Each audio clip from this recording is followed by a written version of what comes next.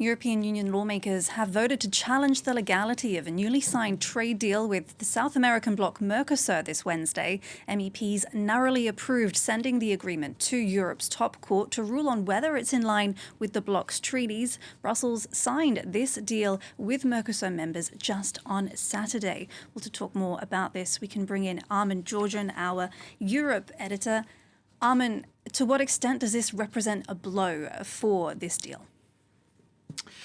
Well, the deal is not dead, but it's certainly at the moment very much on hold because the European Court of Justice has to rule whether it's compatible with the EU treaties.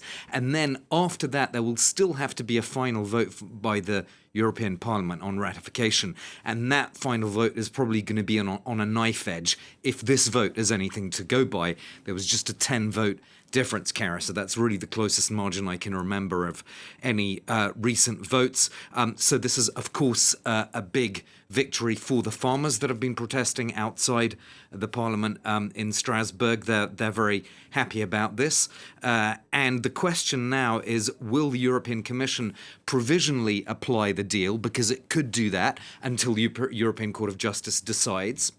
But that would be a politically explosive move when you've got this, farmers' movement in Europe and, of course, still continuing opposition from some EU member states, most notably France. So we'll have to see, of course, what happens with the European Court of Justice and with the final vote in the European Parliament, whenever that is, but presumably not for several months.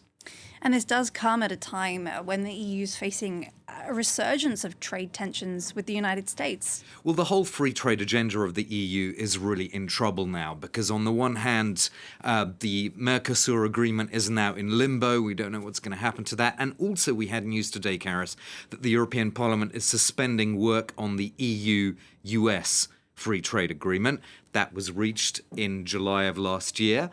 But again, it is supposed to be ratified in the final moment by the European Parliament. But now it's not going to do that because it's become a politically toxic free trade deal, to be quite honest.